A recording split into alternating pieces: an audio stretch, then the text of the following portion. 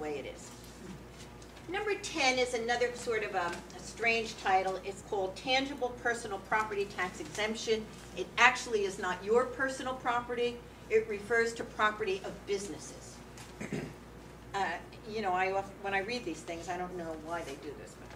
But, currently, businesses get to deduct their first $25,000 that they spend each year on stuff like desks and chairs and phones and tools and tractors, etc., for their businesses. This amendment seeks to double that exemption to $50,000 for the purchases of equipment needed in the running of your business. So if you vote yes, you're saying, yes, I agree, we should double this tax exemption for businesses. And if you vote no, you're saying, no, let's leave it like it is. And here on number 10, this was about $60 million in reduction in property taxes over the first 3 years in the whole state of Florida, okay? All right, number 11 is the last of the homestead property deductions. It is the title is Additional Homestead Tax Exemption for Seniors. Now, in order for seniors to get this additional deduction, they have to pass the following 4 tests. They have to be 65 years old. They have to have lived in their house 25 years. The house has to be worth less than $250,000. Okay? And the total family income must be less than $27,030. I don't know how they came up with the $30, but $27,030. So, what this amendment says, if a senior passes all of those, they would be eligible for an additional tax exemption. Now, interestingly enough, this is the only one where the legislature has said the individual communities can make a decision as to whether to implement this one or not. Okay? So if you vote, and again, you know, it's important, you know, for many people, this would be a very good tax deduction for them. But let's look at what it will cost here. Probably around $18–19 million impact in the first 3 years over across the entire state. Okay? So if you vote yes, you're saying let's give this to those seniors who qualify. Let's give them this additional deduction. And if you vote no, you're saying no. Now we get, and I know I'm going at warp speed, and I'm really sorry about this, but if in fact, as I've been going through these, you have sort of been wondering about why these things are in the Constitution at all, you're really going to wonder about number 12. Number 12 is entitled Board of Governors, Student Member of Board of Governors. So, there is right now a Board of Governors that sits over, I see Max smiling, that sits over all of the universities in the Florida university system, okay? One of those seats represents the students, and that seat comes from yet another sort of board, which is made up of the student body presidents of all of the universities. So what happened? One of those universities said, we're not going to be on this anymore. So therefore, the students in that university would not be represented because, remember, the president of that board sits on the Board of Governors. So what does this amendment seek to do? We're going to create another board, okay? And hopefully, all of the universities would now be part of this. So, if you vote, it's very hard to talk about this. If you vote yes on this, you agree that a new council of student body presidents should be formed, from which one, the president of that, would sit on the Board of Governors. I know, you're looking at me like I'm crazy. I know you are. I see it in your face. Would sit on the Board of Governors. All right, that kind of ends up the Florida Constitution. There are there's one other thing, and then we'll do the county. that's very important, this election, that is on your ballot, and that is merit retention for judges. And again, a little civics lesson. Judges, as we have learned, come to the bench through the appointment by the governor. Within the first 2 years that they sit on the bench, they come to the ballot for what's called merit retention, which essentially is saying, should this judge continue to sit on the bench? Have they done a good job, or have they run a good court, etc.? There are 3 judges, and their biographies are in this little newspaper that we have given you, who are up for retention this year. They are not running up against each other. This is not an election of, it is saying, should each of these be retained? And the reason the league has become very involved in this is there has never been a judge that has not been retained in the last 40 years. But this election, but again, they're not being elected, these 3 judges are coming under some severe outside money, which has politicized this race where this has never happened before. So please do not forget to look at these 3 judicial candidates. And then finally, there are 2 referendum for the county. One of them is an extension of a right that the commissioners already have, and that is to continue to negotiate with companies who are either coming into the county new and are going to bring jobs in, or are already in the county but are going to increase. The county commissioners right now have the right and the ability to negotiate property tax reductions with those companies. That statute is about to sunset or to expire, and what the referendum is to give them the right to continue to do that for the next, I think it's 5 years. Okay, and 10 years, thank you. And then the second one is slot machines, which I think Mary can talk about. Now, there's just one more thing.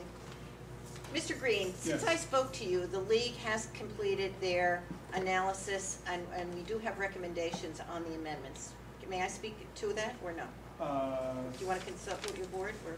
Yeah, I think I need to, because we really do want to give everyone a non-partisan view of these amendments, and to inform you, give you the opportunity to ask questions, and then to let you make the decision.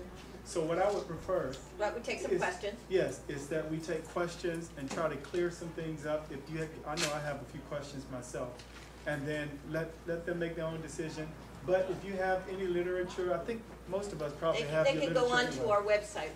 Right, that is correct. So, are we going to take questions before they present on the county? What do you want to do, Mary? It's up to you.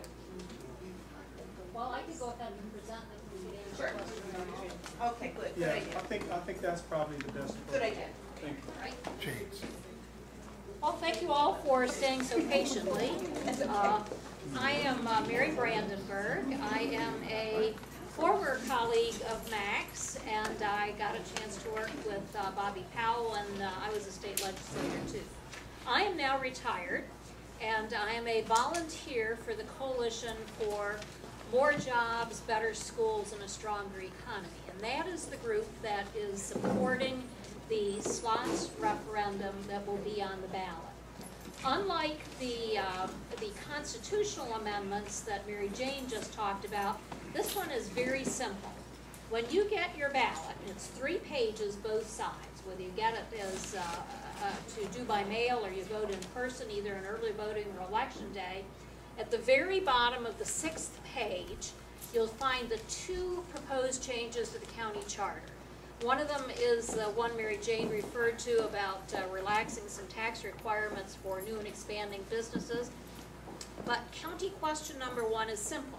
It simply says, shall slot machines be authorized within licensed pari-mutuel facilities in Palm Beach County, subject to the restrictions of state law?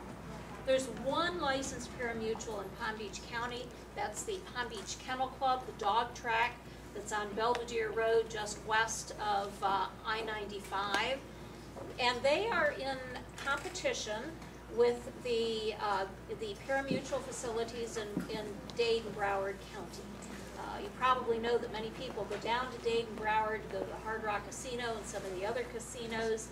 One of the things that they can offer, which is very attractive to people, are slot machines. We would like to have slot machines authorized in Palm Beach County because we think that it will increase the number of jobs in Palm Beach County. The Kennel Club right now has 760 employees. Their annual payroll in Palm Beach County is about $29 million. The average job at the Kennel Club pays 3 times as much as the average job in Palm Beach County. So these are good jobs. By adding slots, we would add initially some construction jobs, and then we would add the additional operating jobs that would go on with running the slot machine capacity. I became very interested in the Palm Beach Kennel Club when I represented that as a state legislator. It's now going to be in the district because of redistricting Bobby Powell's got, and I know that he is quite interested in seeing this amendment passed too. So I would urge you to give this consideration. It does not allow any gambling that's not already being done in South Florida. It merely allows Palm Beach County to participate in some of the profits that can be made from it. And I would be happy to answer any questions when, yes. What is the estimated economic impact that voting yes for this amendment would bring? Under Florida law, slot machines, the revenues from slot machines, 35% of it goes in state taxes, and it all goes to the Public Education Trust Fund. It can be spent only on public education. In addition to that, there would be something probably in the vicinity of $3 or $4 million paid directly to Palm Beach County. This is supposed to account for some of the, any additional road building or police directing traffic or anything of that sort. So, it's hard to estimate how much additional revenue would come to Palm Beach County until it actually occurs. It has been substantial. Do you know, Chris, this is my colleague Chris Rugg here, my friend actually. Can you estimate better how much revenue difference? Number of jobs that would be created?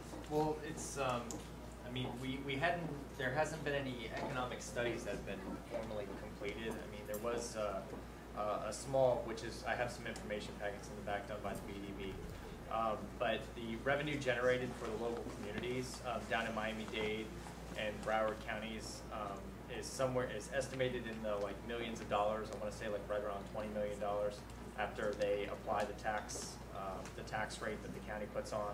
The state takes the 35%, about 20 million stays in the county that's generated. The jobs, they guesstimated somewhere right around an extra, I want to say 400 jobs, but I mean these are all real ballpark figures that are mostly reflective of the changes that occurred down in Broward and Miami-Dade when they passed the referendum down there. One of the things that's affecting this is that people's interest in gambling has changed. It used to be when my parents' era, people were interested in dog racing and horse racing, and they're not so much anymore. A lot of particularly young people are interested in playing poker, but about 85% of the gambling that's done in America is slot machines. It is the biggest part of the business. So what they're going to do is do whatever the community supports there, and the 400, approximately doubling the jobs is what they're expecting. So, questions for anybody, or from anybody else? Yeah, I have a question, Mary. Yes. What does the dog track? What percentage does the dog track get of the revenue?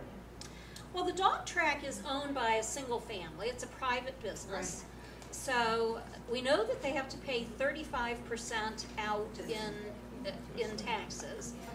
There is a provision about how much has to go out in prizes. And do you know what that number is? I don't, but I do know that they have to run X amount of dog